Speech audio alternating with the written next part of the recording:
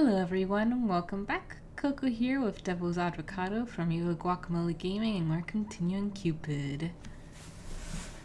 And Greetings. I don't know if I mentioned this while the camera was still going or not, but this is as far as I got when I was playing alone. So everything from here on out is going to be new for me as well. Rosa stood by Catherine's tomb, nursing memories of her. We'll get back to the future. The soft wind lightly blew her hair. It reminded her of Catherine and her playful ways. Tears sprouted from her eye. Even the wind. Console her, scold her. I mean, since we've been playing Mean Mom so far. Mom is always mean, Mom. Yeah, that's true. Uh, let's not pretend like we liked Catherine, because clearly Mother didn't. So why console her? Yeah. You No know. one. Mother likes no So one. yes, scold her. Instead of staring into space, why not do something useful? Find out about that Marquis. It's Marquise, Mother. Please, Don't Mother. correct your mother, you son of a bitch. Did you just call yourself a bitch, Mother? Shut up. Not right now. Uh-oh. How Yeah, dare. like, come on, we got to, because Yes. I can't imagine this mother apologizing ever. Although, then again, actually, with the cycle of abuse, that is actually very common. So She maybe might, she give in a would. little to make her think that she's Let, softening let's up. let's. This is the true cruel mom. Let's apologize. I'm sure the game's. Yeah. I'm so sorry, dear. Mother is just fretful. I understand, Mother. Just a little more time, please. All right, but we must leave soon. Rosa, Guillem's soft voice came from behind. Rosa glanced at him in acknowledgement. He stood quietly beside her for a few moments, but ventured to speak. have you thought about my offer? My house is always open for you. Remember that. I'm sorry for my outburst back then. It is not a thing. The wind played around their feet, and Rosa pictured Catherine as part of the breeze, playful and free. She was free from the pain and confusion that had plagued her in her last days. They stood beside each other in solemn reverence. Finally, Rosa broke the silence. She was my family. I was in pain before she came along. I didn't know any better. She gave me hope. She was bright like a flame. When I close my eyes, I can see the imprint of her light in the darkness. I can feel her warmth. A star. They didn't speak again for some time. Guilleme cleared his throat. Rosa just very slowly stares at him, unblinkingly. uh, I I was an orphan too, much like you, only handsomer. And prettier. I know what it feels like to lose too much. I wondered for a long time before I found anything to live for. Were you alone? Sometimes, always. Rosa nodded. Did you have family? Guilleme shifted uncomfortably. No, they left me behind. I never knew them. Much of my memory of it is blurred. I was taken in by kind people once before, but Guilleme sighed, and Rosa observed a certain disquiet in him. I didn't belong. Because you weren't human. But you have no difficulty mingling with people. Mean like human people? People that are not demons? Is that what you're suggesting? Are you suggesting that I have an easy time? No. Sorry, that was a little bit inspired by Animaniacs, which I've seen a little, that I think of that as a necessity rather than a preference. But either way, it can be quite tiresome after a while. Things, they do not last. I don't know why I'm telling you this. I am making the mood worse. I am completely and totes sorry. I don't mind. That means I'm ranking up. Soon I'll be on the lover's path. Guilleme had never opened up to her about his past before, and it worried Rosa how little she actually knew about him. Anyway, would you like to go around town? I would very much like to take you someplace more cheery. How about our favorite spot? Guilleme smiled with understanding. The pair traveled up a hill at the edge of the town. There, the view overlooked the quaint village. The sunset painted everything in the pink glow of dusk of endings. It's always so beautiful here. They used to spend time in this grassy knoll, the three of them. It was their own little hideaway. Memories of the past crept up on every corner. The ghost of laughter echoed in the wind. Rosa touched the trunk of a small tree they had carved their names on. So many fond memories. Rosa, I want you to have this. Guilleme took Rosa's hand and placed an item in her palm. It was a simple silver locket. She looked up at him questioningly. I have had that for as long as I can remember. One of my remembrances of the past. I can't take this. You must. Well, if you say I must, I guess I have no choice. You need it more than I do. Okay, I'll pawn it off somewhere so I can buy my own place. But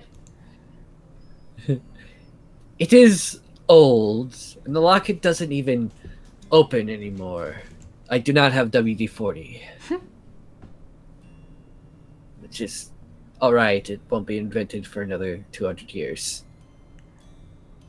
I don't know why I've held on to it for so long. It's as if it has sentimental meaning, which would mean that it's worth a lot more to me than anyone else. I can't even remember how I came to have it. But it comforts me. Maybe it will have the same effect for you, who has no history attached to it. This is your treasure, Guilleme. It feels wrong to take it. On the contrary, I believe you must have it. Call it a hunch, or a feeling, or an urge on my part. I'm not good with expressing sorrow, or even giving comfort. I'm not much of a lover, and I don't know how to speak very well, and My hair is I fake. I still have trouble tying my shoes. But I want to do something, at least, for you. He closed his hand over hers, affirming the gift. It's yours. Please take it. You are wrong if you think I am letting you stay in the castle simply for Catherine's sake. I do it of my own accord. This is where you need to edit in, like, a picture of the car. Actually, I'm just in my head imagining, like, an image of the car, and, like, he's there, like, in the driver's seat with shades on. Yes, Just and beep, the beep. music, like vibrating the car, so loud. I do it of my own accord. Bum, bum, bum. Sorry, that was ridiculous. Let me do this for you, Rosa. We have been friends for quite a while. If you need to leave, at least stay until you feel ready to go. All right, but I will continue working in your household for my lodging. You do not have to do that. I can raise your status to a lady. You can read and write now, and very well. I'm sure you will be more comfortable in a higher position. I have no need for a higher position. Then you like it on bottom. Yes.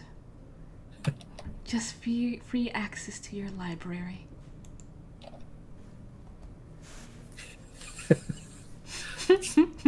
Just no comment. You have come a long way from the shy girl back then, Rosa. Watching you grow has been a pleasure. Yes, the library is yours. Sorry, I just immediately am channeling Captain Planet. The library is yours, yours, yours. I was thinking Beauty and the Beast. Oh, yeah. That's probably more appropriate. I was about to say a comment, but maybe I shouldn't. They were No, quite. do it. I was just gonna say, these two didn't get as kinky as Beauty and the Beast. Well, she's clearly not a furry lover or something. So. Unlike Belle. Unlike Belle. That's right. I kink shamed Belle. What of Kink it? shame a Disney princess. I'll kink shame any Disney princess. They were quiet for a while, only conversing through looks, smiles, and tiny sighs. Okay. Rosa realized that she had been holding onto Guilleme's hand all that time. She broke off from his hold, rather embarrassed. We should head back. You are right. It is getting quite late. Guilleme walked over to the carriage to get it ready. Excellent child. Burns twiddle. Yes, I actually did that. Um, being a maid in his household will give you free access to the rooms. He trusts you completely. It seems that the candle worked. I guess so. Rosa looked at the silver necklace in her hand. She fiddled with it, trying to open the lock. Oh, open it. Oh. You sure? Sure. If we Okay. bad end, let's save. Can we Wait, wait, save? wait. That's a good idea. I mean, save. Okay. Yeah, let's open it. I mean, I doubt we'll be able to, but let's give it a shot. Okay. Because, all right, before we open it, here's my thinking. Even if there isn't anything in it, there's got to be, like, I feel like there's no way that candle worked as expected. Yeah. This still seems like Guilleme is getting another person to life suck on. Yeah. And suck. yeah, all of this looks like taking a similar path to the previous, like, romance situations that have happened. Like this feels similar to how Catherine fell in love with him, and there's a little bit of a similarity there too with Emilie. Emilie. So I have the distinct feeling that this is like a magic item that is not going to be good for us. Though maybe trying to open it may reveal that, and something might be done about it, or like bad ends us or something. But anyway, time to open. Open that locket. I'd like to see what's inside. An object that he owns will make any enchantment more powerful. Is it really still his, though? Since he has, I mean, just going with how the rules of magic that I have seen, now that he has very deliberately given it to her, it seems like it would not be considered his item anymore. You're thinking very heavily magic from Hustle Cat, where there's the whole ownership thing and stuff like that. I mean, yeah, but like I've seen that sort of thing in many other places too. I think the thinking here is that it's less that it's his possession and more that it's like the thing where they have the psychic imprint. Yeah, like there's the imprint on it, and this is like if you're familiar with Vampire the Masquerade, this is Auspex level 2. yeah. So no, level 3, I'm sorry. Level 2 is the auras. But anyway, but yes, yeah, Rosa fussed with the pendant for a while, but like Guilleme said, it was stuck. I'll try again later, Mother. Failure. I'm rather curious about it myself. The spell will start to its effect in stages, gradually uncovering his true face. Fondness first, then capital T trust. Familiarity. That was unnecessary. Rosa sighed. But was the spell necessary at all? Didn't she already have that with Guilleme? Rosa bit her lip, remembering the warmth of his hand. Oh, girl. They had known each other for a long time. It was rather comforting to have someone to mourn with. However, Rosa did find it strange that Guilleme rarely even mentioned Catherine anymore. It was as if he was shedding her off like a skin. Again, the taste of blood in her throat resurfaced. The memory of the needles made her stomach lurch. Since her friend had died, the Marquis had begun spending all his hours locked in his office. He barely showed himself socially, rarely even attended meals. But they were casting a powerful spell, something that might harm Guilleme. What if he was, after all, innocent? She had years of good memories with him. What was she even expecting to find out? Exactly how could she live with the guilt of 2 dead friends? Rosa sighed. She cared for him. Despite all the suspicion, she knew that much. But Mother was adamant. 3 candles for 3 loves. A fitting curse for a man who frolics in love's domain and fucks lots. Storge, the love for familiars. Philia, the love for friends. And Eros, the love for lust. Open his heart with Storge, unmask him with Philia, and strike him down with Eros. Yet Rosa kept a 4th candle. One she had named Agape. Agape. Agape? Mm-hmm. It's Greek. Oh, okay. Thank you. Um, Unconditional love. She didn't know whether she would ever use it. Mother, of course, would object. But just in case Eros successfully struck Guilleme, she wished to light Agape. At least give him peace before. Rosa walked towards Guilleme, a pang of anxiousness biting at her. Rise, my daughter. And The work lays ahead. To bring him down, we must find his weakness. Then we attack. Revenge will be sweet, my dear daughter. Do it for Mother. And we shall leave things off there for today. Thank you guys for joining us. Ed? Thank you. Farewell. God, I know they're gonna end up dancing in a shop one day.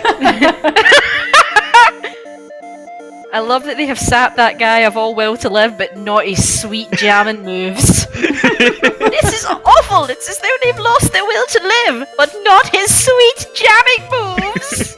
No one can take his groove.